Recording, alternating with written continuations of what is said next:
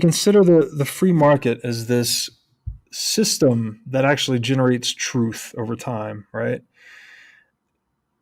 Looking at gold through that lens, gold is perhaps one of the most important tools that mankind has ever had, right? It was the best monetary technology across the five properties of money that we ever had, even despite its shortcomings.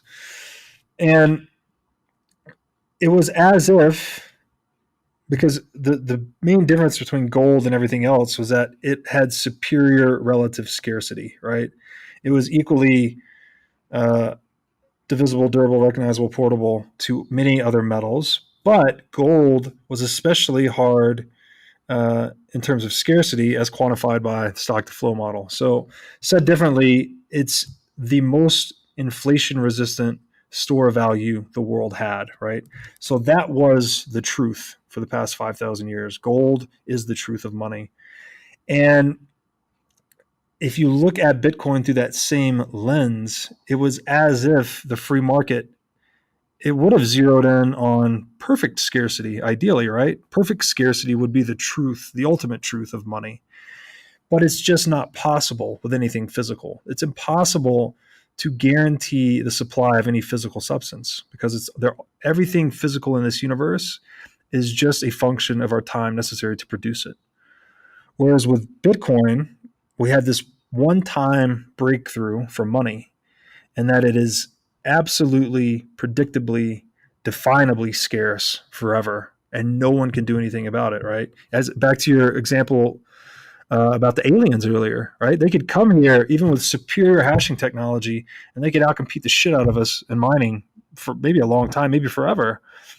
But the difficulty adjustment would constantly adapt to make sure that they weren't getting to 21 million any more quickly than Satoshi originally laid down in mathematical bedrock.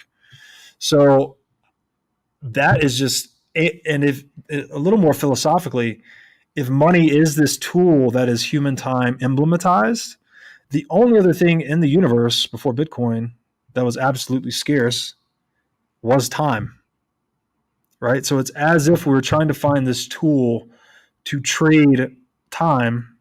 Gold was the best thing we could get because it best satisfied these properties and was the most scarce of the monetary metals.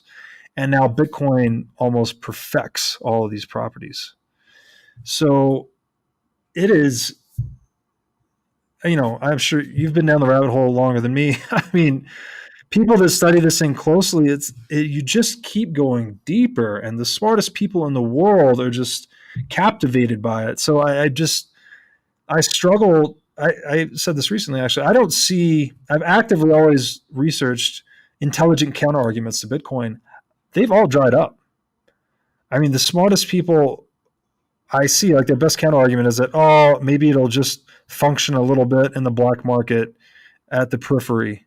But no one intelligent is calling Bitcoin a Ponzi scheme anymore, right?